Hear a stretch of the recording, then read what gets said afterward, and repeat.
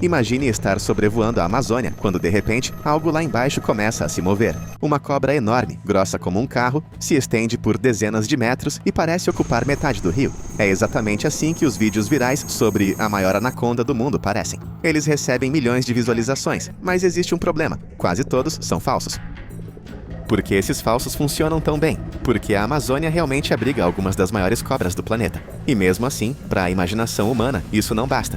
Queremos um monstro do tamanho de um rio, a antiga Yakumama de 60 metros das lendas, capaz de virar barcos com um único movimento, mesmo que apenas na tela de um celular.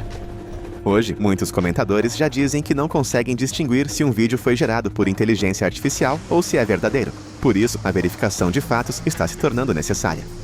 A maior cobra documentada pesa 97,5 kg e mede 5,21 metros de comprimento. Há rumores de anacondas chegando a 12 metros, mas essas alegações foram feitas sem padrões modernos de medição, e os cientistas as tratam com ceticismo.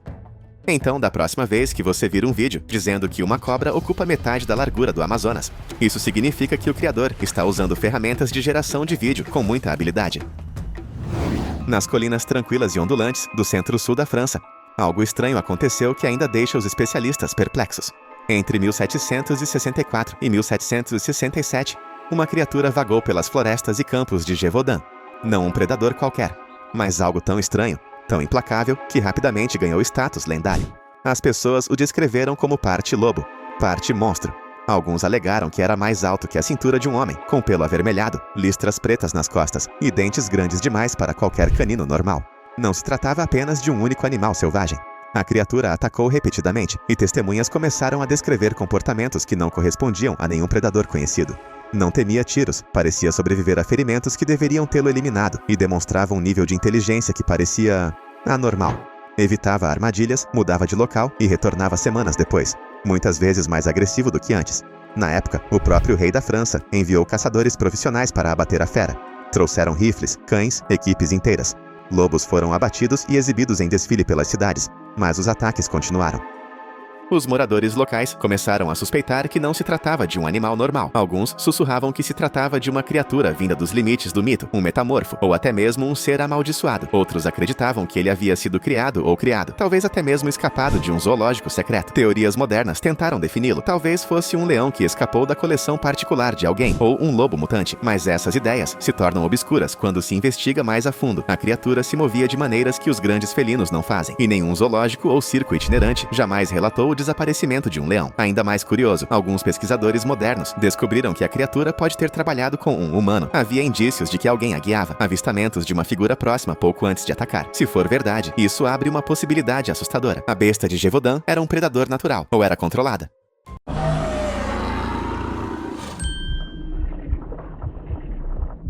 Nas profundezas das florestas tropicais e nevoadas de Sumatra, rastreadores seguiram pegadas que não correspondem a nenhum animal conhecido, curtas, semelhantes a humanos e espaçadas em um andar bípede. Os moradores locais chamam a criatura de Orang Pendek, que significa pessoa baixa. Mas esta não é uma lenda transmitida apenas pelos mais velhos. Exploradores modernos, cientistas e fotógrafos da vida selvagem se juntaram à busca, e muitos saem convencidos de que algo está lá fora. Testemunhas oculares descrevem um pequeno humanoide, com cerca de 1 a 1,5 metros de altura, coberto de pelos escuros, com braços poderosos e postura ereta. Ele se move rapidamente pela selva densa, desaparecendo antes que as câmeras consigam travar o foco. O que é fascinante é a consistência dos relatos, desde tribos indígenas de Sumatra, até colonos holandeses e até mesmo biólogos modernos. Pegadas foram moldadas e analisadas. Amostras de pelo foram coletadas e não mostram nenhuma correspondência com orangotangos, gibões ou qualquer espécie conhecida. Alguns especialistas sugerem que pode ser um parente sobrevivente do Homo floresiensis, a chamada espécie Hobbit, descoberta em uma ilha próxima. Esse humano ancestral tinha cerca de 1 metro de altura e viveu há milhares de anos, mas em Sumatra, as descrições coincidem surpreendentemente bem. A floresta onde se acredita que ele vive é um dos lugares menos explorados da Terra. Vales infinitos, copas intocadas e regiões remotas que até mesmo os satélites mal conseguem ver. Condições perfeitas para a sobrevivência de uma espécie oculta. Embora a ciência convencional ainda rotule o Orang Pendek como um criptídeo, um número crescente de pesquisadores argumenta que ele pode ser um dos últimos grupos sobreviventes de parentes humanos arcaicos. Em outras palavras, não estamos sozinhos no topo da escada evolutiva. Ainda não. No coração da Amazônia, há rumores de uma criatura imponente que se move por entre as árvores como um pesadelo ambulante. Conhecido como Mapinguari, ele foi descrito como uma fera de 2 metros de altura com pelos emaranhados. patas voltadas para trás e um único olho brilhante no meio da cabeça. E a pior parte: seu cheiro é tão ruim que até os animais fogem antes de ser visto. Tribos locais no Brasil e na Bolívia falam sobre ele há gerações. Não como um mito, mas como um fato. Caçadores retornam com histórias de ter visto a criatura à distância. Sempre longe o suficiente para duvidar, mas perto o suficiente para gelar o sangue. Alguns dizem que é um guardião da floresta. Outros acham que é algo muito mais antigo, deixado para trás quando o mundo ainda era selvagem e estranho. Biólogos tentaram explicar o mapinguari, sugerindo que ele poderia ser uma preguiça identificada incorretamente. Mas essa teoria não se sustenta quando ouvimos falar das garras monstruosas, do rosto coriáceo ou do rosnado estridente que ecoa por selvas remotas. Alguns criptozoologistas acreditam que pode ser uma preguiça terrestre que nunca foi extinta, uma criatura que conviveu com tigres dentes de sabre e mamutes. Se for o caso, teria tido milhares de anos para se adaptar e se esconder. Uma estranha coincidência? Imagens de satélite da Amazônia revelaram áreas tão densamente florestadas que humanos nunca pisaram lá. E dentro dessas sombras verdes, a vida continua intocada. Talvez até mesmo a vida pré-histórica. Cientistas que estudam a área descobriram espécies animais completamente novas apenas nos últimos anos. Portanto, se o mapinguari existe, não seria a primeira vez que a Amazônia guarda um segredo tão grande. Nas densas florestas das Filipinas, sombras altas às vezes se movem sem fazer barulho. Os moradores locais dizem que não é o vento ou a vida selvagem, mas sim o capre. Com quase 3 metros de altura, essa figura peluda e humana vive em antigas árvores de balete ou mangueira, observando os viajantes e, ocasionalmente, revelando-se àqueles que se aproximam demais. Ao contrário de algumas criaturas, o capre não é descrito como totalmente hostil. Em vez disso, às vezes observa pessoas que seguem, às vezes move objetos fora de alcance, como um guardião travesso do velho mundo. O que o torna ainda mais perturbador é seu suposto hábito de fumar um charuto feito de brasas, enchendo o ar da noite com o cheiro de folhas queimadas e algo mais, não totalmente natural. Durante séculos, famílias rurais construíram casas sobre palafitas ou evitaram certas árvores completamente, tudo para não perturbar o capre. Vilas inteiras relatam as mesmas experiências: passos pesados, risadas profundas vindas da escuridão e a estranha sensação de estar sendo observado, mesmo quando não há ninguém por perto. Os céticos dizem que é folclore, mas alguns acreditam que seja mais do que isso. Talvez um remanescente dos primeiros ancestrais humanos, ou uma espécie de primata noturno, nunca catalogada pela ciência. Relatos sempre vêm de áreas remotas e menos desenvolvidas, que ainda se apegam a crenças e realidades antigas. Curiosamente, até mesmo visitantes de fora do país relataram avistamentos semelhantes, sem saber nada sobre a lenda de antemão. Alguns juram ter visto algo se movendo nas árvores que não era humano, mas também não era exatamente um animal. Há uma teoria silenciosa de que o capre está ligado a algo ainda mais antigo que a história. Uma relíquia de um mundo que ainda perdura em lugares que raramente olhamos. Um mundo que talvez não queira ser encontrado. Nos arredores de Cincinnati, perto da pequena cidade de Loveland, Ohio, algo estranho foi visto espreitando perto das margens do rio. Testemunhas descrevem uma criatura humanoide com cerca de 1,5 metros de altura, pele coriácea, olhos esbugalhados e feições distintamente semelhantes às de um sapo. Ela anda sobre 2 pernas e assusta policiais, motoristas e moradores locais há décadas. O primeiro avistamento importante aconteceu na década de 1970, quando 2 policiais, observadores treinados, encontraram a criatura em noites diferentes. Um deles até sacou sua arma de fogo e atirou nela, alegando que ela pulou uma grade de proteção e desapareceu na água. Esse incidente não foi descartado como fantasia. Um relatório foi registrado e, até hoje, permanece como parte dos arquivos de casos inexplicáveis de Ohio. O que dá ao Homem-Sapo seu poder de permanência é o quão fundamentados são os avistamentos. Eles não vêm de lendas urbanas ou rumores vagos. Eles são específicos, físicos e assustadoramente consistentes. A maioria dos relatos envolve a criatura em pé perto de pontes ou riachos, muitas vezes congelada no lugar antes de fugir para as sombras. Alguns pesquisadores especulam que poderia ser um anfíbio mutante, ou uma espécie aquática desconhecida que se adaptou para andar em terra.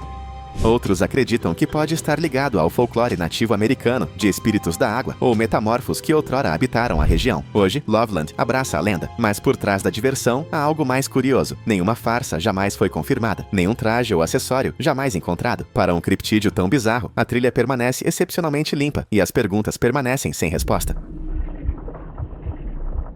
Nas águas negras e geladas perto da Antártida, longe de qualquer continente, tripulações baleeiras japonesas relataram ter visto algo enorme, branco pálido, humanoide e silencioso. Eles o chamam de Ningen, que significa humano em japonês. Mas este não é um homem comum. Testemunhas o descrevem como tendo mais de 18 metros de comprimento, com um rosto vagamente humano, braços longos e sem ossos visíveis, como um titã fantasmagórico deslizando pelo mar. Os primeiros relatos começaram a surgir nos diários das tripulações no final do século XX. O que se seguiu foram fotos, videoclipes e leituras de sonar, que sugeriam algo grande se movendo logo abaixo da superfície. Algumas das filmagens mostram uma forma branca se movendo nas profundezas, mas nunca com clareza suficiente para confirmar o que é. O que separa o ninguém de outros monstros marinhos é sua forma. Ele não se parece com um peixe, não nada como uma baleia. Sua forma é muito simétrica, muito humana, e é isso que o torna tão perturbador. Alguns criptozoologistas acreditam que possa ser um invertebrado desconhecido das profundezas do mar ou uma lula gigante evoluída com camuflagem adaptativa. Outros sugerem que pode ser uma anomalia biológica criada pelas pressões extremas e pelo isolamento dos oceanos polares. Mas há outra teoria, aquela sussurrada em fóruns noturnos e tópicos de conspiração, que o ninguém pode não ser natural, que pode ser remanescente de algum projeto oculto ou algo antigo, despertado pelo derretimento das calotas polares. Principalmente porque os avistamentos tendem a se concentrar em zonas marinhas restritas pelo governo. Ninguém o capturou. Ninguém trouxe um corpo de volta.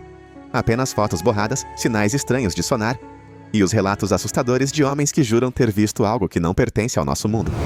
Em toda a África do Sul e regiões vizinhas, muitos ainda acreditam em uma criatura que não é vista, mas é profundamente temida. Chama-se Chikoloche, um pequeno ser humanoide que se diz ter feições enrugadas, dentes afiados e uma estranha capacidade de desaparecer. O medo é tão arraigado que muitas pessoas erguem suas camas sobre tijolos para impedi-lo de alcançá-las durante o sono. Acredita-se que o Chikoloche apareça à noite, muitas vezes invisível para a maioria, mas capaz de causar infortúnio, doenças ou paralisia estranha. As descrições variam um pouco, mas quase todos os relatos concordam em alguns detalhes. É curto, rápido e associado a rituais obscuros ou inquietação espiritual. Antropólogos tentaram explicá-lo como paralisia do sono ou uma expressão cultural de ansiedade, mas a consistência de avistamentos em diferentes regiões, tribos e décadas sugere algo mais. Curiosamente, em algumas áreas, imagens de segurança e câmeras de vida selvagem captaram formas fugazes que lembram uma figura rastejando ou agachada, bem na borda do quadro. Nada conclusivo, mas o suficiente para causar espanto.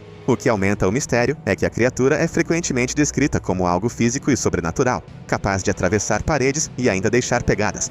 Alguns o chamam de poltergeist, em carne e osso. Outros acreditam que pode ser um ser primitivo, ainda não reconhecido pela ciência. Seja qual for a verdade, a crença no Chikoloche é forte o suficiente para moldar costumes domésticos inteiros, mesmo nas cidades modernas. Isso não é superstição, é algo mais profundo, algo com que as pessoas convivem, mesmo que nem sempre falem sobre isso.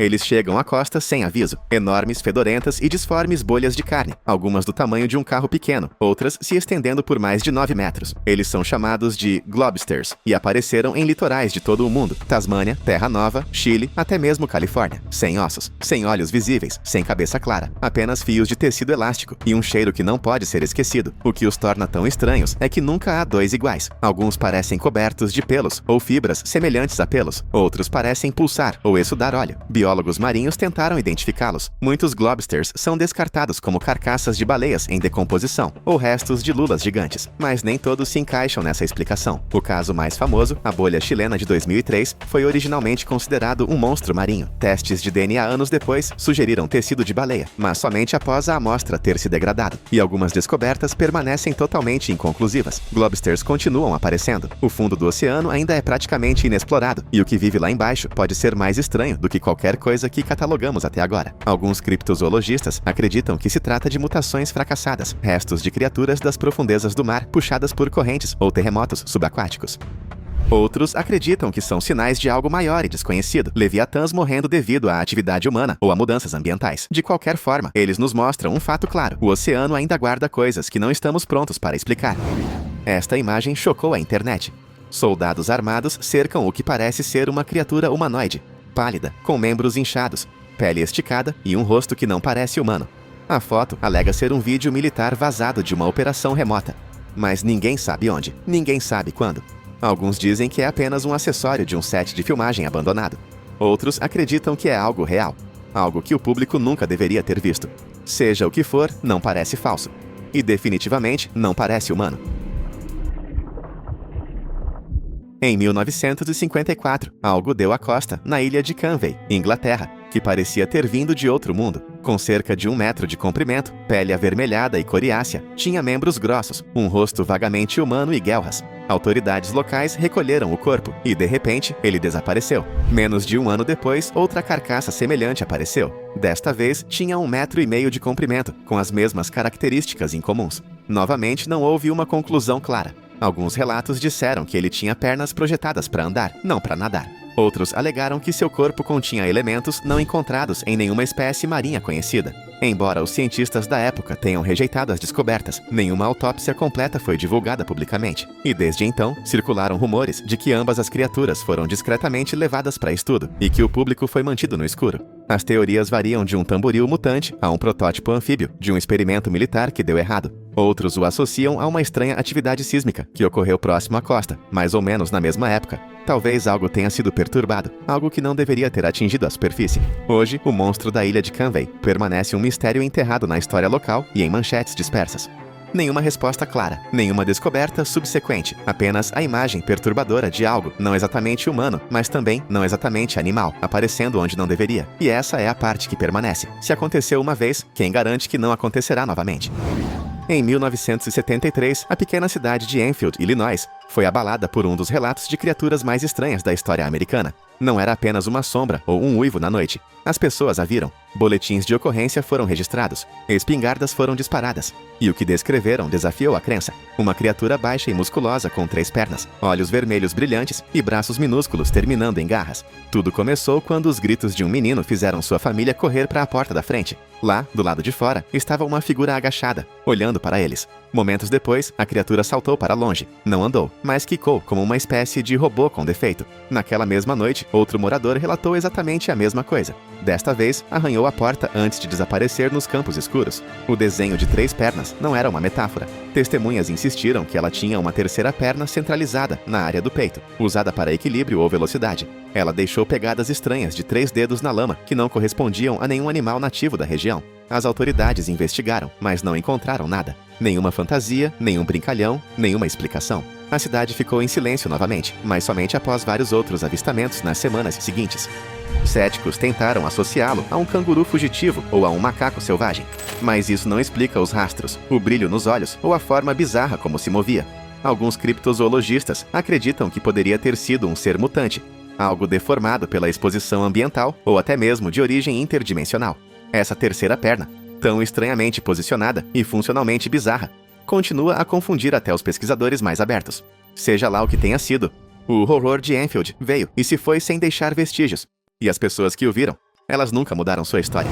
No calor e na umidade das terras baixas da Carolina do Sul, algo estranho surgiu das sombras em 1988. Perto do pântano de minério de escape, um adolescente que trocava um pneu furado tarde da noite foi emboscado pelo que ele descreveu como uma criatura de 2 metros de altura, coberta de escamas verdes, olhos brilhantes e longas garras que rasgavam metal como se fosse papel. O incidente gerou pânico e mais avistamentos. Nas semanas seguintes, outros se apresentaram. Fazendeiros, motoristas e até mesmo alguns policiais locais. Todos descreveram a mesma coisa. Uma figura reptiliana bípede, rápida, agressiva e diferente de tudo o que era nativo da região. Marcas de pneus e arranhões de garras foram encontradas no carro do adolescente. A polícia iniciou uma investigação, mas nenhuma explicação jamais foi encontrada. Nenhum lagarto, jacaré ou urso corresponde à descrição física ou ao comportamento. Com o tempo, a criatura ganhou status de mito local, mas muitos ainda acreditam que seja real. Alguns acreditam que se trata de um réptil mutante, resultado de escoamento químico ou de experimentos secretos em pântanos próximos. Outros apontam lendas nativas americanas sobre espíritos do pântano ou deuses serpentes como possíveis origens dos avistamentos.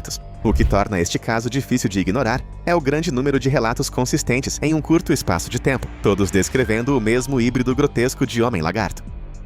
Não foram apenas sussurros, viraram notícia, e agências estaduais até registraram relatórios, ainda que discretamente. Mesmo décadas depois, o homem-lagarto não desapareceu completamente. Rastros são encontrados ocasionalmente, sombras se movem ao longo da beira da água, e até hoje, os moradores locais sabem que não devem andar sozinhos pelo pântano Escape Ore à noite. Na primavera de 1977, na pacata cidade de Dover, Massachusetts, 3 adolescentes, sem qualquer ligação entre si, relataram a mesma coisa inexplicável num período de 48 horas. Era pequeno, pálido e tinha uma cabeça enorme com olhos laranja brilhantes, dedos longos, sem boca e pele lisa e sem pelos. Não andava, rastejava rápido por muros de pedra e caminhos arborizados, e deixava para trás um arrepio inexplicável. Chamaram-no de Demônio de Dover e, por um momento, tornou-se notícia nacional. A polícia levou os adolescentes a sério. Os seus esboços coincidiam com uma precisão espantosa, e nenhum deles tinha falado com o outro antes dos relatos. Os avistamentos aconteceram em locais diferentes da cidade, perto de pontes, bosques e estradas tranquilas, mas todos se enquadravam no mesmo período e descrição. A criatura não parecia agressiva, apenas deslocada, silenciosa, observando, e depois desapareceu. Alguns compararam-na aos tons cinzentos da história alienígena, embora não se comportasse como um encontro extraterrestre típico. Outros o associaram ao folclore sobre espíritos da floresta ou seres elementais. Ainda assim, os céticos o descartaram como um animal mal identificado ou uma brincadeira de grupo.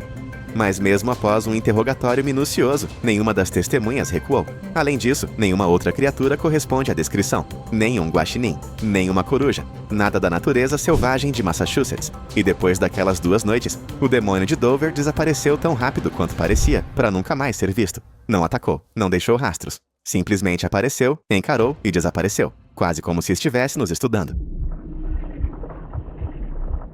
Parece piada até você ver a filmagem. Em 2007, um morador de Fresno revisou sua câmera de segurança e encontrou algo inexplicável. Um par de pernas brancas, parecidas com gravetos, caminhando desajeitadamente pelo gramado, sem tronco, sem braços e sem cabeça. Apenas 2 membros longos, movendo-se com um movimento deslizante e sinistro. Desde então, a criatura, ou o que quer que seja, ficou conhecida como Minhoca de Fresno. Ela não apareceu apenas uma vez. Figuras semelhantes foram capturadas em vídeo no Parque Nacional de Yosemite e em outras partes da Califórnia. Todas parecem iguais, flutuando ou gingando, aparentemente feitas de tecido ou névoa, como algo saído de um sonho. Os céticos tentam explicar como fantoches ou CGI, mas a filmagem foi analisada várias vezes e, embora nenhum veredito seja conclusivo, a maioria concorda que não há evidências claras de edição, fios ou efeitos digitais. O que está na câmera estava realmente lá. Alguns acreditam que as minhocas são unidades de reconhecimento alienígena. Outros dizem que são espíritos da natureza, ou viajantes dimensionais. Suas pernas lembram pernas de pau, ou até mesmo esculturas tradicionais de nativos americanos, o que leva alguns a pensar que são símbolos antigos que ganharam vida. O que as torna tão inquietantes não é a violência ou a agressão, mas a simplicidade. Eles se movem com uma calma estranha, como se estivessem apenas de passagem pelo nosso mundo. Não respondem, não perseguem. Simplesmente existem. E essa talvez seja a parte mais estranha de tudo. Ninguém sabe para onde vão ou de onde vêm. Mas se a sua câmera noturna alguma vez flagrar algo alto, magro e andando sem corpo, talvez você também os tenha visto. Às vezes, as criaturas mais estranhas não saem da floresta. Elas aparecem bem aos nossos pés. Em 2080, em uma praia ensolarada de Nova York, em Montauk, uma carcaça grotesca apareceu. Não tinha pelos, um corpo inchado, garras de pássaro e um bico curvo onde deveria estar o focinho. Fotos do chamado monstro de Montauk viralizaram instantaneamente. Cientistas se esforçaram para explicar. Era um guaxinim, um cachorro ou até mesmo uma tartaruga sem casco. Nenhum deles correspondia. E o que tornava tudo ainda mais estranho era sua localização a poucos quilômetros de Plum Island, um centro secreto de pesquisa animal, conhecido por fazer experimentos com doenças contagiosas. Coincidência? Alguns não têm tanta certeza. O corpo desapareceu. Simples assim. Sem teste público de DNA. Sem acompanhamento. Alguns dizem que foi levado. Outros afirmam que foi enterrado. Mas até hoje, tudo o que temos é aquela única foto e um mistério que se recusa a desaparecer. A milhares de quilômetros de distância, no árido deserto do Atacama, no Chile, algo ainda mais bizarro revelou um esqueleto de 15 centímetros de comprimento, com um crânio perfeitamente formado, olhos puxados e ossos duros que lembravam os de uma criança. Ou algo completamente diferente. Chamado de Ata, a pequena figura foi descoberta em 2030 em uma bolsa de couro atrás de uma igreja abandonada. Parecia algo saído diretamente da ficção científica. Um humanoide em miniatura com 10 costelas em vez de 12 e um crânio alongado. Teorias explodiram. Criança alienígena, experimento do governo, anomalia genética. Mesmo com o sequenciamento de DNA moderno, muitas perguntas permanecem. Os pesquisadores concluíram que ele tinha DNA humano, mas as deformidades eram extremas e raras. Raras demais. Quase anormais. O que une esses dois são corpos simples que não se encaixam, descobertos à vista de todos, e, em seguida, explicados com respostas que nunca satisfazem completamente. Apenas verdade suficiente para acalmar a superfície, mas, por baixo, o mistério só se aprofunda. Na região selvagem e gelada do norte da Sibéria, uma equipe de caçadores de presas de mamute tropeçou em algo que não conseguia acreditar que fosse real. Espreitando da beira de um penhasco de permafrost em degelo, havia uma mecha de pelos loiro-avermelhados. Não pelos presos em um galho, mas um filhote de mamute lanoso inteiro, perfeitamente preservado, enrolado como se ainda estivesse dormindo. Eles a chamaram de Yuka, e o que encontraram mudou tudo o que pensávamos saber sobre a vida na Era Glacial. Yuka não era um esqueleto, ela ainda tinha pele, músculos, órgãos internos e até vestígios de sangue. Seu pelo loiro-avermelhado ainda era macio ao toque em algumas áreas. E o mais surpreendente de tudo, seu cérebro estava intacto. Isso mesmo, um cérebro congelado por quase 40 mil anos, preservado no próprio cofre criogênico da natureza. Não estava fossilizado, era carne. Isso mostra o quão frio, remoto e intocado é o lugar onde ela foi encontrada. O que tornou Yuka tão importante não foi apenas o quão completa ela era. Foi o quão jovem ela era quando morreu, por volta dos 6 ou 8 anos de idade. Mamutes, como os elefantes modernos, cresciam lentamente. Yuka ainda tinha seus dentes de leite, e os cientistas puderam estudar como seus ossos se formavam, como seu pelo crescia em camadas dependendo das estações, até mesmo como seu corpo se adaptava ao frio extremo da Sibéria. Era como olhar através de uma cápsula do tempo congelada para a vida de uma das criaturas mais icônicas da Era Glacial. Yuka foi descoberta em 2010, mas sua preservação foi tão extraordinária que cientistas ao redor do mundo a examinam há mais de uma década. Eles sequenciaram partes de seu DNA, estudaram seu conteúdo intestinal e até tentaram extrair amostras de sangue líquido. Não, eles não estão clonando-a ao estilo Jurassic Park, pelo menos não ainda, mas o que ela nos ensinou é inestimável. Através dela, estamos aprendendo como os mamutes prosperaram no frio, como envelheceram, como sua biologia funcionou e qual estresse ambiental eles suportaram antes da extinção. E veja só, o local da descoberta dela era tão remoto que só era acessível durante um curto período de verão, quando o permafrost derretia o suficiente para expor alguns centímetros de solo. Sem esse momento exato, ela poderia ter permanecido escondida por mais 10 mil anos. É assim que essas descobertas são frágeis e raras. Yuka agora está abrigada em um laboratório com temperatura controlada, onde pesquisadores continuam seu trabalho, e sua história chegou a museus e documentários. Ela se tornou um símbolo da preservação pré-histórica, não porque era famosa em vida, mas porque voltou para contar uma história que ninguém imaginava que jamais seria ouvida.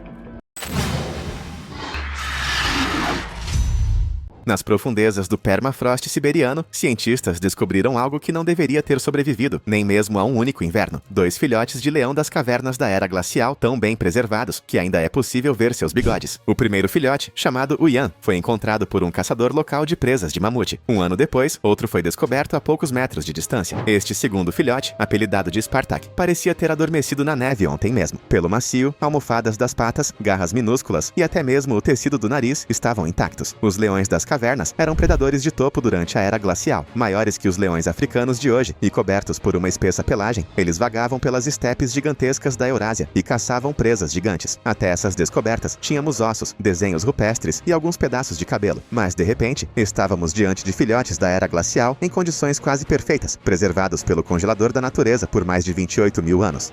Um dos detalhes mais fascinantes foi o quão pequenos os filhotes eram, com apenas algumas semanas de vida, quando morreram. Tomografias computadorizadas revelaram seus órgãos internos, dentes imaturos e ossos frágeis. Os cientistas acreditam que eles foram mortos em um colapso repentino de caverna, ou possivelmente por inundação do permafrost, que os isolou antes que a decomposição pudesse começar. De certa forma, foi essa tragédia que nos deu a chance de conhecê-los dezenas de milhares de anos depois. Esses filhotes deram aos pesquisadores insights raros sobre como os leões pré-históricos nasciam, quão rápido eles cresciam e quais características os diferenciavam dos leões modernos. Testes de DNA confirmaram que eles pertenciam à Panthera spelaea, a espécie extinta de leão das cavernas. Essa espécie já foi a rainha do mundo nórdico, mas poucos esperavam que ela aparecesse tão claramente, tão intocada. A descoberta despertou interesse global, com museus clamando para exibi-los. Mas para os cientistas, o foco eram os dados. Padrões de pelos, isótopos em seus dentes, composição muscular, tudo ajudando a mapear sua dieta, estilo de vida e habitat.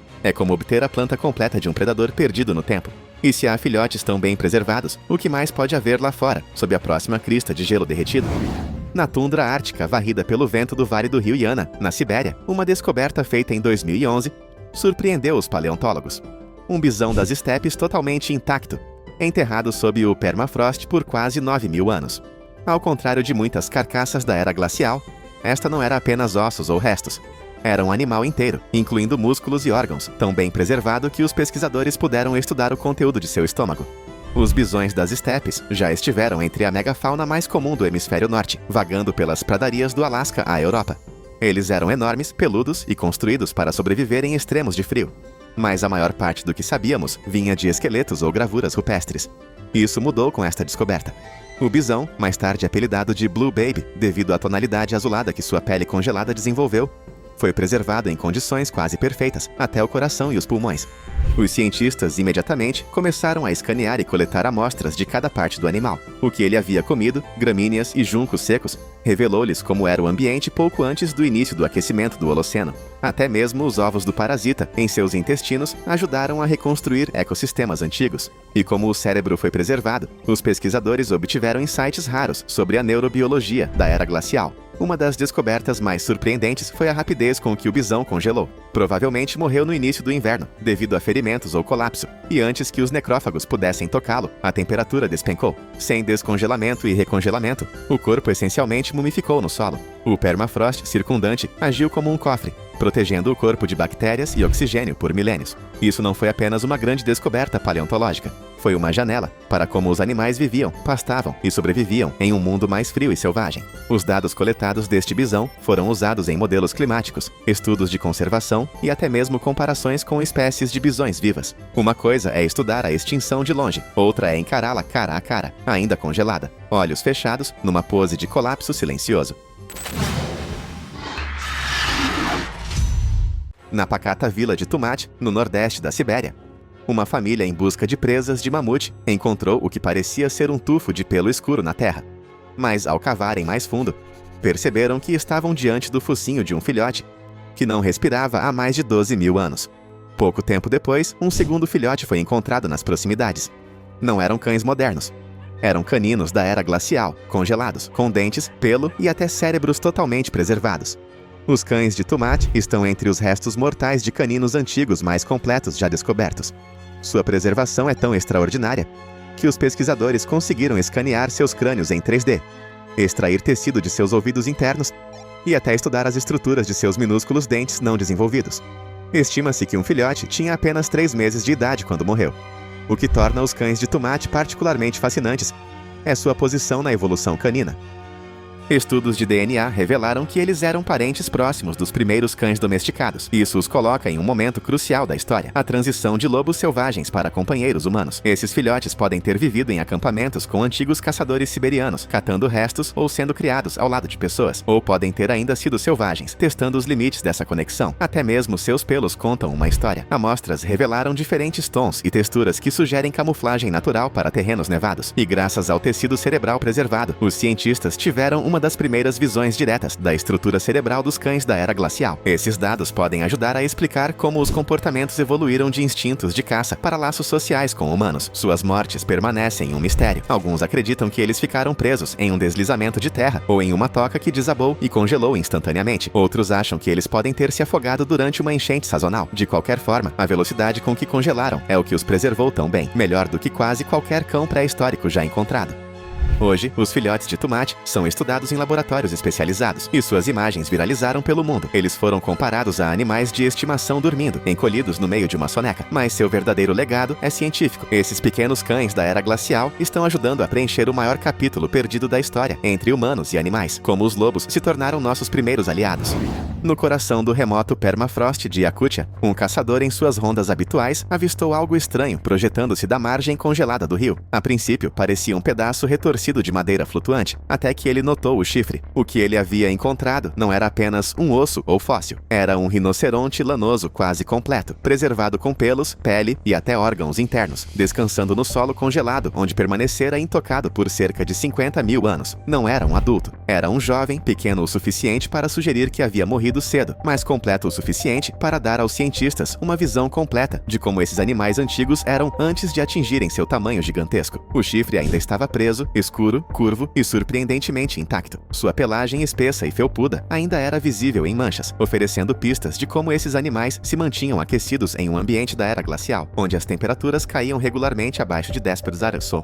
Rinocerontes lanosos já vagaram por vastas partes da Europa e da Ásia. Eles Eles eram cobertos por uma densa pelagem, com uma grande corcova acima dos ombros e um chifre frontal, que podia atingir vários metros de comprimento. Apesar de seu tamanho e força, eles desapareceram há cerca de 10 mil anos. Mas graças a esse jovem espécime, os pesquisadores puderam estudar tudo, desde o formato de sua cavidade nasal, projetada para aquecer o ar frio, até as bactérias preservadas em seu intestino. Seus últimos momentos provavelmente foram rápidos. Alguns acreditam que o rinoceronte pode ter se afogado ou caído através de gelo fino e congelado antes que a decomposição pudesse começar. Seja lá o que tenha acontecido, preservou o animal em condições surpreendentes. Amostras de tecido, fragmentos de vasos sanguíneos e até padrões de fibras musculares foram recuperados. Os cientistas o chamaram de o rinoceronte lanoso mais completo já encontrado na região. Ainda mais intrigante, seu local de descoberta fica próximo de onde mamutes lanosos e bisões pré-históricos também foram recuperados, sugerindo que essa área pode ter sido uma espécie de encruzilhada da era glacial, onde espécies prosperaram antes do aquecimento do planeta. A descoberta do rinoceronte não apenas adicionou um espécime ao registro fóssil, como também está remodelando a maneira como entendemos a biologia e a extinção desse gigante adaptado ao frio. A maioria das criaturas da era glacial que encontramos são mamutes gigantes, rinocerontes e predadores dentes de sabre. Mas este próximo é muito menor. Na verdade, caberia na sua mão. Descoberto por caçadores de marfim perto da aldeia de Belai Agora, no nordeste da Sibéria, um pequeno e delicado pássaro foi retirado da terra congelada. Não era um fóssil. Ainda tinha penas. As cores eram suaves, mas visíveis tons de marrom e creme suaves, com traços de preto nas asas.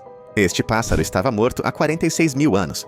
Foi identificado como uma cotovia de chifres, uma espécie que ainda vive hoje.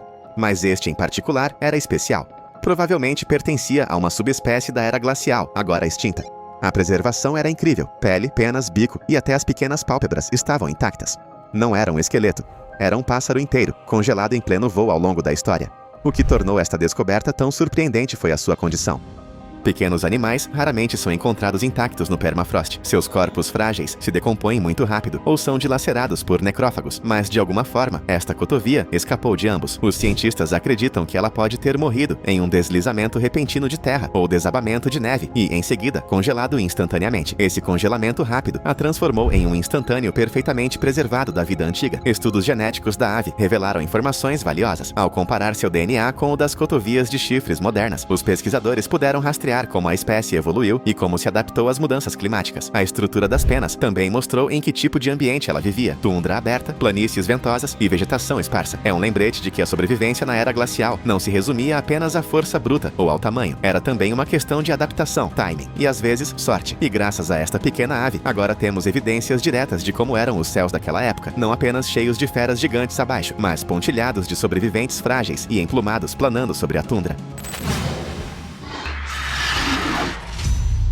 Em 1901, muito antes das modernas ferramentas de laboratório e do sequenciamento de DNA, um grupo de exploradores russos tropeçou em um mamute congelado em um penhasco perto do rio Berezovka. O que eles retiraram do permafrost chocou o mundo. Não era apenas uma presa ou um osso, era um mamute lanoso inteiro, com as pernas dobradas sob o corpo e o tronco curvado para dentro, como se estivesse congelado no meio de um passo. Estava tão bem preservado que ainda tinha grama entre os dentes. O mamute de Berezovka continua sendo um dos mamutes adultos mais bem preservados já encontrados. Quando os cientistas realizaram a autópsia, descobriram comida não digerida em seu estômago, ervas, gramíneas e musgos que ainda mantinham sua estrutura. Isso permitiu aos pesquisadores identificar exatamente o que ele havia comido nas últimas horas de sua vida. Parte desse alimento nem é mais comum na região, oferecendo um vislumbre de como o ecossistema local mudou ao longo de milhares de anos.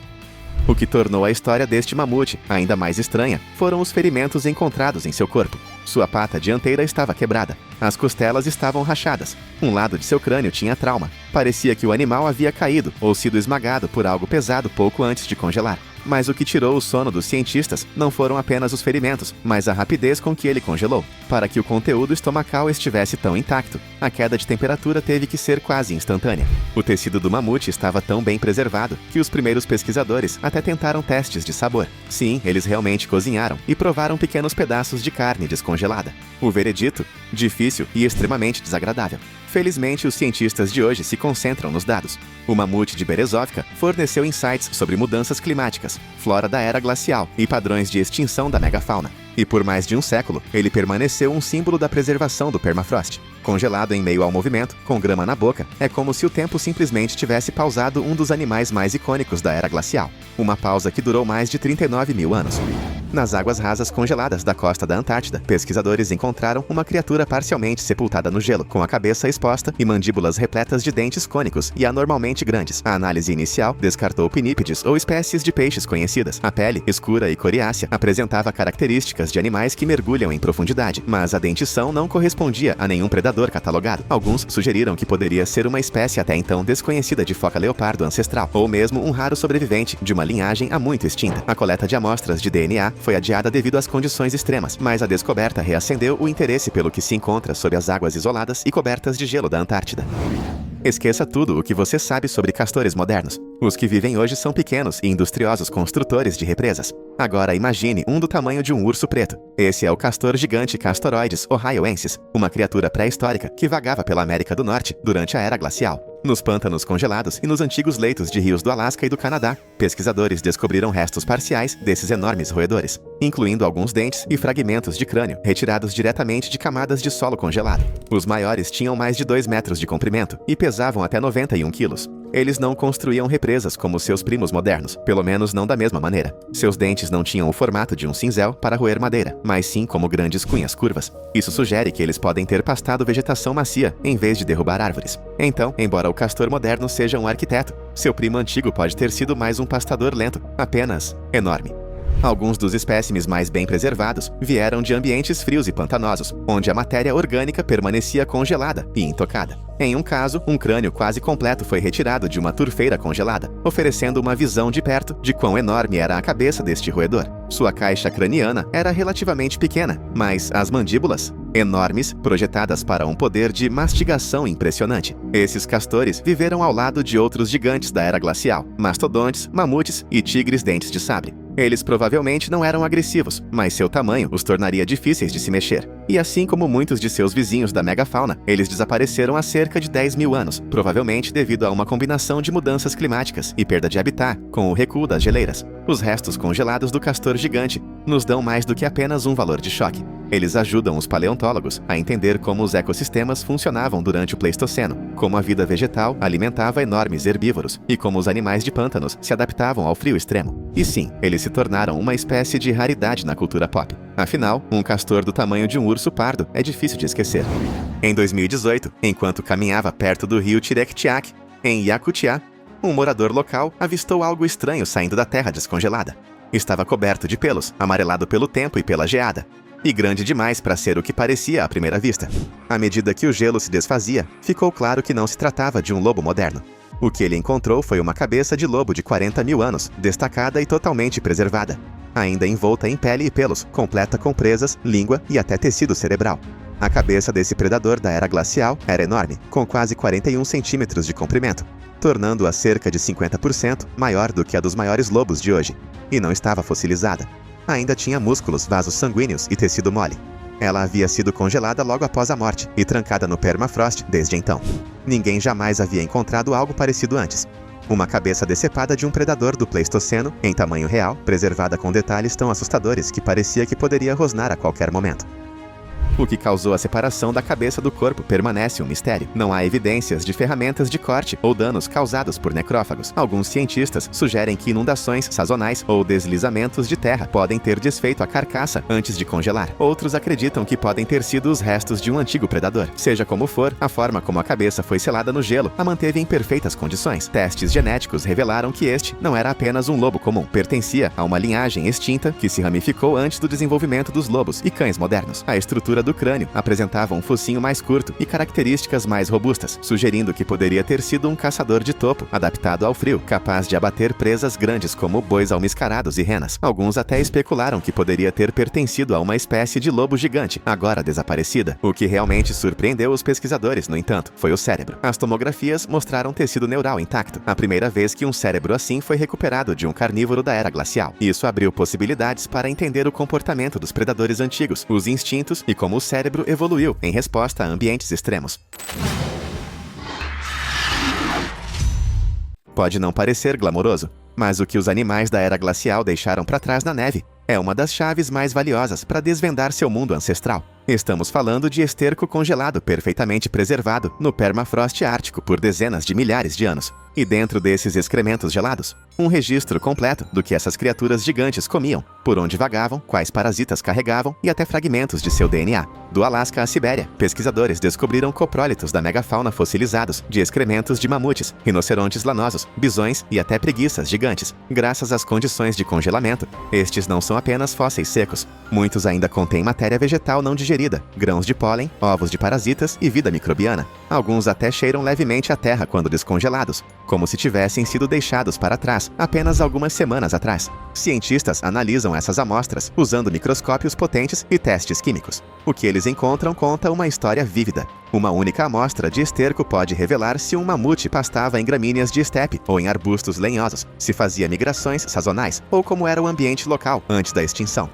Em alguns casos, o DNA de plantas e micróbios intestinais preservados no esterco permite que cientistas reconstruam teias alimentares inteiras da era glacial. Em um caso incrível, pesquisadores encontraram amostras de esterco congeladas em uma caverna de Yukon que ainda continham esporos de fungos da era glacial.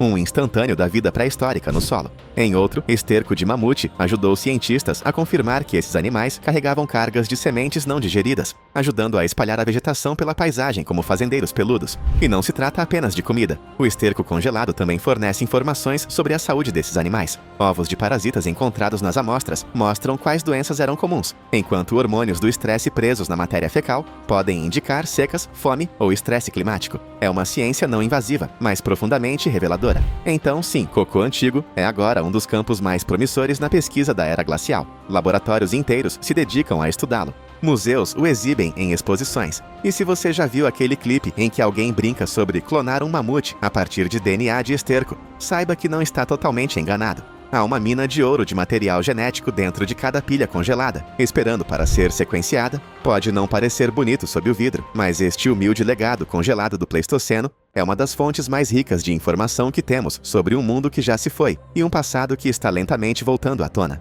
Esta não é uma criatura de filme, não é CGI, é real e está vivo. O selacanto, que se pensava ter desaparecido com os dinossauros, voltou à realidade da forma mais inesperada. Por mais de 65 milhões de anos, foi considerado extinto. Apenas seus ossos fossilizados contavam a história de sua existência. Até que, em 1938, um pescador perto da África do Sul resgatou algo antigo da água. Algo que ninguém tinha visto vivo antes. Escamas grossas, semelhantes a armaduras. Barbatanas, semelhantes a pernas. Olhos que parecem ter visto coisas que os humanos jamais puderam. Este peixe parecia ter saído diretamente de um oceano pré-histórico. Não foi apenas uma redescoberta. Foi um botão de reinicialização para o que a ciência pensava saber sobre extinção. O selacanto é um sobrevivente do tempo profundo, com mais de 400 milhões de anos como espécie. E isso é mais antigo que os dinossauros, mais antigo que os pássaros, mais antigo que as árvores. Enquanto a vida em terra estava apenas começando a sair da água, este peixe já estava patrulhando as profundezas.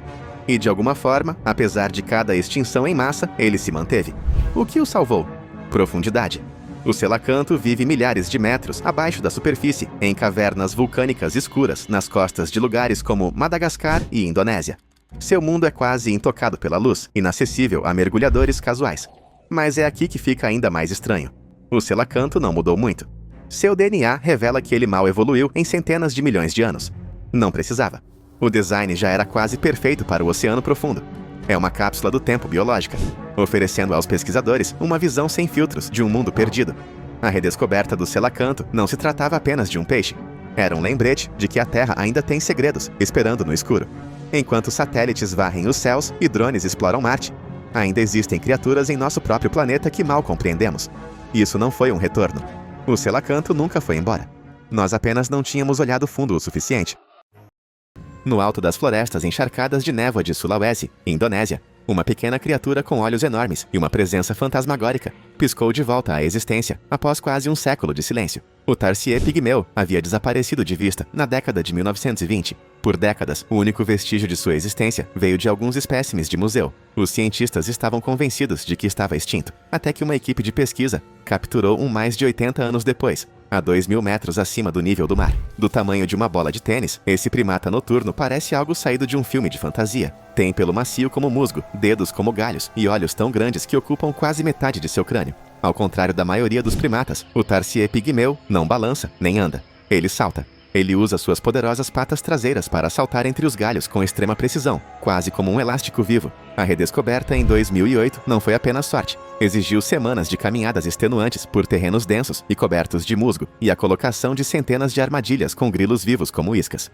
Quando a equipe finalmente avistou aqueles enormes olhos brilhantes no escuro, soube que não era um mito, era real. Ao contrário de outros társios, o társio pigmeu é praticamente silencioso. Ele se comunica por meio de frequências ultrassônicas, completamente além da audição humana.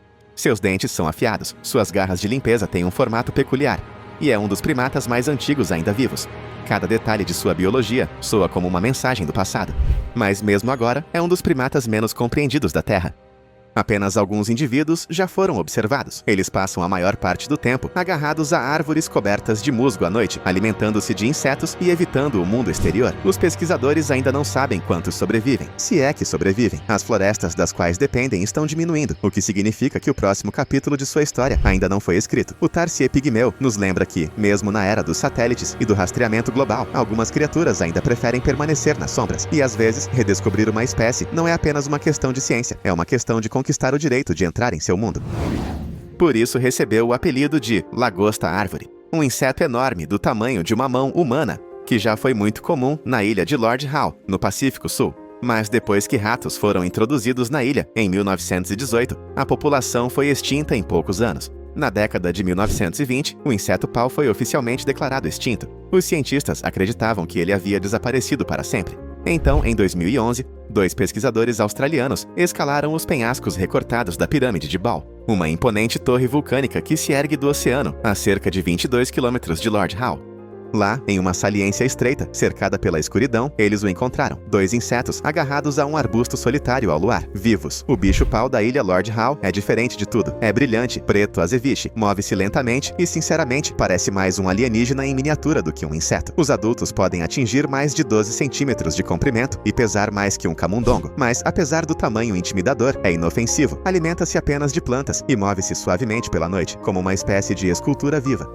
O que tornou essa redescoberta tão extraordinária foi a fragilidade da população. Menos de 30 foram encontrados, mas graças a um cuidadoso programa de reprodução, esse número agora chega aos milhares. Cientistas até decifraram seus hábitos reprodutivos, algo que intrigava os entomologistas há anos. Esses insetos se acasalam monogamicamente e formam laços surpreendentemente fortes, permanecendo juntos em abrigos e até mesmo se limpando. Hoje, seus descendentes estão sendo preparados para a reintrodução na ilha Lord Howe, agora que os esforços de conservação eliminaram a população de ratos. É, honestamente, uma das histórias de retorno mais dramáticas da história dos insetos. Da suposta extinção à beira da recuperação. Tudo graças a uma escalada ao luar e a um único e improvável arbusto em uma rocha no mar.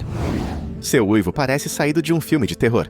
Sinistro, agudo, subindo e descendo como uma melodia assombrosa pela selva. O cão cantor da Nova Guiné já vagou livremente pelas montanhas de Papua Nova Guiné. Mas na década de 1970 foi considerado extinto na natureza. Alguns existiam em zoológicos e coleções particulares, mas nenhuma população selvagem havia sido vista em décadas. Então, no início dos anos 2000, relatos locais de uivos estranhos, semelhantes aos de um cão, levaram pesquisadores às terras altas remotas.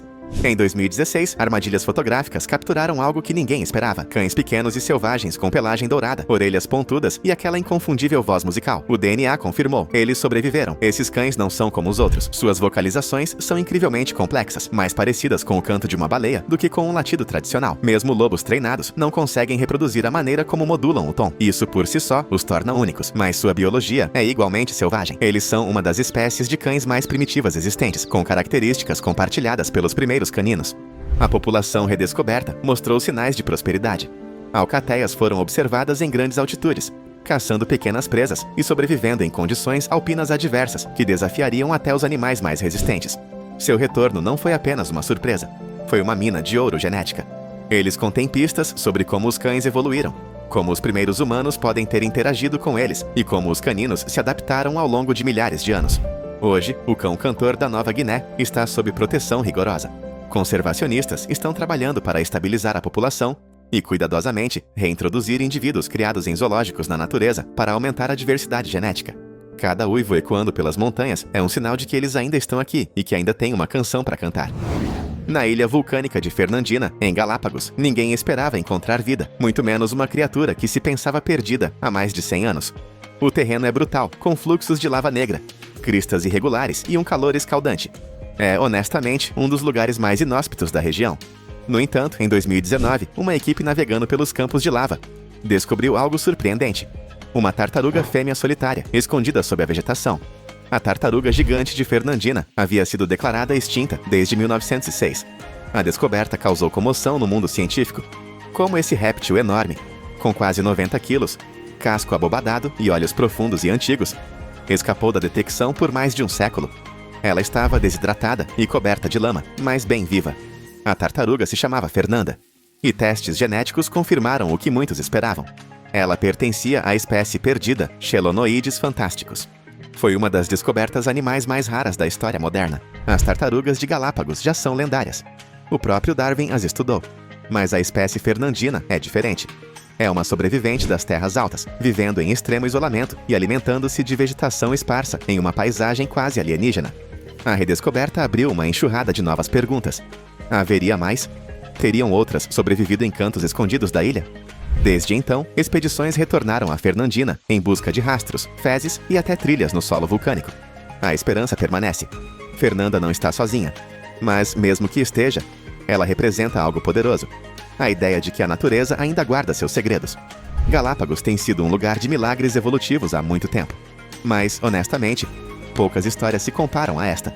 Uma criatura que se acreditava desaparecida há gerações, de pé mais uma vez sob a sombra de um vulcão ativo, desafiando a extinção a cada passo lento. Por mais de um século, foi apenas um boato com asas. A abelha gigante de Wallace, descoberta pelo naturalista britânico Alfred Russel Wallace em 1859, foi considerada extinta por décadas. Ninguém via um espécime vivo desde 1981. Com 4 vezes o tamanho de uma abelha comum, ela foi apelidada de bulldog voador, uma criatura tão grande que quase soava fictícia. Mas em 2019, nas profundezas das ilhas da Indonésia, uma equipe de pesquisadores tropeçou em um cupinzeiro dentro de uma árvore. Dentro dele, uma única abelha colossal com mandíbulas como tesouras de jardim. A abelha gigante de Wallace estava de volta e parecia ainda mais inacreditável do que as lendas sugeriam. Essa abelha é uma verdadeira exceção no mundo dos insetos. Ela pode crescer mais de 4 centímetros de comprimento, com uma envergadura que rivaliza com a de um beija-flor. Suas mandíbulas são enormes, projetadas para coletar resina pegajosa e roer madeira. Ele não constrói colmeias típicas. Em vez disso, ele nidifica dentro de cupinzeiros ativos, roubando seu espaço e usando a resina para revestir suas câmaras para proteção. O que torna sua redescoberta tão incrível é o quão pouco ainda sabemos sobre ela. Mesmo agora, ninguém sabe ao certo quantos sobrevivem. Raramente são vistos, mesmo nas áreas onde vivem. E seu comportamento secreto, combinado com o desmatamento, os manteve escondidos da ciência por décadas. Encontrá-lo novamente não foi apenas uma questão de riscar um nome de uma lista. Foi uma questão de lembrar ao mundo que mesmo as criaturas mais raras e estranhas podem sobreviver contra todas as probabilidades. A abelha gigante de Wallace não é apenas grande. É um símbolo de quanto ainda permanece desconhecido na natureza. Em uma época em que os polinizadores estão desaparecendo a um ritmo alarmante, esta voltou das sombras, barulhenta, zumbindo e muito viva. O pétrel das Bermudas, também conhecido como carral, desapareceu tão completamente do Atlântico que foi considerado extinto por mais de 300 anos. Os primeiros marinheiros o caçaram implacavelmente, e espécies invasoras como ratos e gatos destruíram seus locais de nidificação. Na década de 1620, a ave havia desaparecido, um fantasma entre as lendas sobre aves marinhas. Então, em 1951, um pequeno grupo de pesquisadores liderado por David Wingate descobriu algo inesperado. 18 casais nidificantes lutando pela sobrevivência em algumas ilhotas rochosas perto das Bermudas. O carral não havia desaparecido, ele estava escondido à vista de todos, sobrevivendo em segredo. Essas aves marinhas são pequenas, mas poderosas. Com envergadura de cerca de 1 metro, elas podem planar por milhares de quilômetros sobre o oceano, retornando à terra apenas para se reproduzir. Seus gritos, lamentos longos e tristes, outrora enchiam os céus noturnos das Bermudas, rendendo-lhes uma reputação de assombrados. Sua redescoberta lançou um dos programas de recuperação de aves marinhas mais ambiciosos da história. Conservacionistas construíram tocas artificiais, protegeram os ninhos de predadores e usaram sistemas de som alimentados por energia solar para atrair filhotes de volta para áreas de nidificação mais seguras. E funcionou. De apenas algumas dezenas de indivíduos, a população de carraus cresceu lentamente para centenas. O padrão de voo da ave é rápido e baixo, cortando o mar como um fantasma. Hoje, ainda é uma das aves marinhas mais raras do mundo. Mas agora, seu futuro não é mais apenas uma lembrança que se esvai. É uma verdadeira história de retorno em movimento, voando alto sobre o Atlântico novamente.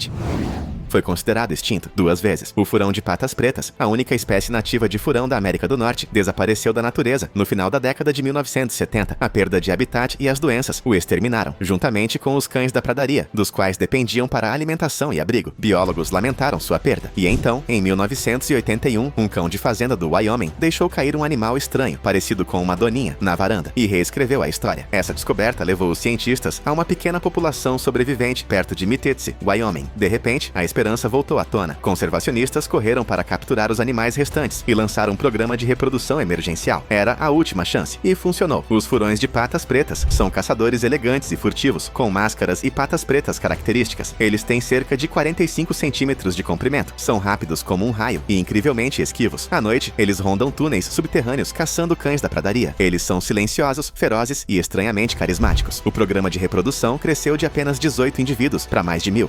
Lentamente, as reintroduções começaram em estados como Montana, Dakota do Sul e Arizona, mas não tem sido fácil. Doenças ainda ameaçam seus números frágeis, e sem os cães da pradaria, eles não conseguem sobreviver. Mesmo assim, eles estão resistindo. De fato, em 2020, um grande avanço ocorreu quando os cientistas clonaram um furão de patas pretas, chamado Elizabeth Ann, a partir de células congeladas de um indivíduo morto há muito tempo, abrindo um novo caminho para a diversidade genética na natureza. Isso não é ficção científica, é ciência da conservação de verdade, trazendo uma espécie de volta da beira da extinção, usando DNA congelado. Hoje, avistar um furão de patas pretas selvagem é uma recompensa rara, mesmo para rastreadores experientes da vida selvagem. Mas cada vez que um deles põe a cabeça para fora de uma toca, é um lembrete de que a extinção nem sempre tem a última palavra.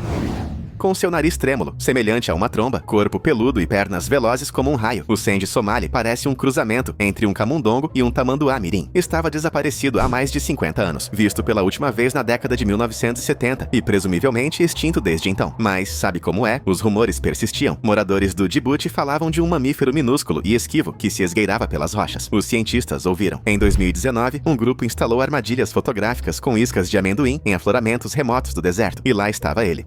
Vivo, curioso, real. O Sandy somali estava de volta. Não se trata de mais um roedor. Os Sangis são parentes mais próximos dos elefantes do que dos camundongos. Seus focinhos longos estão em constante movimento, farejando insetos escondidos sob pedras. Eles percorrem o terreno com pernas finas, capazes de correr a velocidades surpreendentes. E apesar do tamanho, são incrivelmente inteligentes, com uma memória aguçada o suficiente para se lembrar de caminhos complexos para encontrar comida e segurança. O que torna sua redescoberta tão especial é o local onde aconteceu, um dos lugares mais quentes e secos da Terra.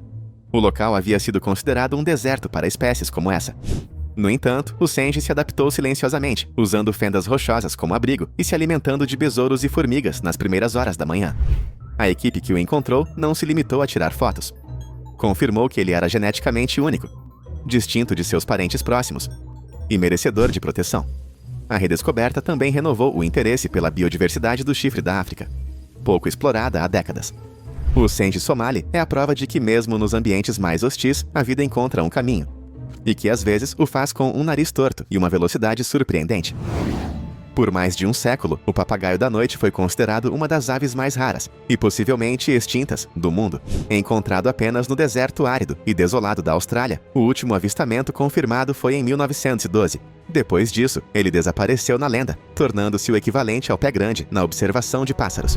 Então, em 2013, tudo mudou. Um fotógrafo da vida selvagem em Queensland conseguiu capturar fotos de um pequeno papagaio verde correndo pela vegetação. Um ano depois, pesquisadores confirmaram a descoberta. Evidências de nidificação, chamados e até amostras de penas. O papagaio da noite era real e estava de volta. Este pássaro é um mestre da furtividade. Vive em tufos pontiagudos de capim spinifex e só se move à noite. Sua camuflagem é quase perfeita. Penas verdes brilhantes salpicadas de amarelo e preto, misturando-se ao deserto como um fantasma na areia. Até biólogos de campo experientes passaram direto por ele sem perceber. Seus hábitos noturnos e habitat remoto tornavam seu estudo quase impossível. Mas agora, usando câmeras acionadas por movimento e gravadores de áudio, os cientistas estão desvendando seu comportamento. O papagaio se alimenta de sementes de grama, raramente voa e se comunica com um chamado suave e sibilante que é levado pelo vento. Desde sua redescoberta, medidas rigorosas foram implementadas para proteger seu habitat. Avistamentos ainda são raros, mas não são mais impossíveis, e cada um deles parece capturar um momento de um sonho que antes se pensava ter desaparecido para sempre. O retorno do papagaio noturno é um dos maiores retornos aviários já registrados. Um lembrete de que mesmo as criaturas mais misteriosas podem, às vezes, encontrar uma maneira de sobreviver, se tivermos paciência suficiente para ouvir seu chamado no escuro. Durante anos foi confundida com outra coisa, confundida com as baleias de Bride, ou até mesmo identificada erroneamente. A baleia de Omura, um dos mamíferos marinhos mais raros e misteriosos do mundo, só foi confirmada como espécie distinta no início dos anos 2000. E, no entanto, apesar de seu tamanho enorme, até 12 metros de comprimento, passou despercebida à vista de todos. O motivo? Ela vive em algumas das águas mais remotas e menos estudadas da Terra, incluindo partes do Oceano Índico e do Pacífico Ocidental. É elegante, com uma cabeça pontiaguda e uma mandíbula assimétrica única, um lado claro, o outro escuro. Essas baleias deslizam silenciosamente sob a superfície, emergindo apenas por breves momentos, deixando apenas uma ondulação. Então, em 2015, cientistas trabalhando na costa de Madagascar capturaram o primeiro vídeo confirmado de baleias de Omura vivas. O que eles viram foi hipnotizante. Um grupo dessas gigantes aerodinâmicas, circulando lentamente e se alimentando em águas cristalinas. Não apenas um indivíduo, mas um grupo. Essas baleias zumbem em frequências ultra baixas e acredita-se que vivam em pequenas unidades familiares, longe de rotas de navegação e da atividade humana. Sua redescoberta não apenas adicionou uma espécie de volta ao mapa, mas lembrou aos pesquisadores que até mesmo gigantes podem desaparecer em um oceano azul, sem serem vistos até que alguém olhe corretamente. Grande, de cores vibrantes e inconfundivelmente pré-histórico, o tacarre da Ilha Sul foi considerado extinto em 1898. Nativo das ásperas pradarias alpinas da Nova Zelândia, foi vítima de caça e predadores introduzidos. Por mais de 50 anos, o pássaro foi declarado extinto, até 1948, quando uma pequena expedição às remotas montanhas Murchison mudou tudo. Lá, em um vale escondido que ninguém esperava encontrar, os pesquisadores o avistaram. Um pássaro de quase 60 centímetros de altura, penas azuis e verdes profundas e um bico vermelho brilhante.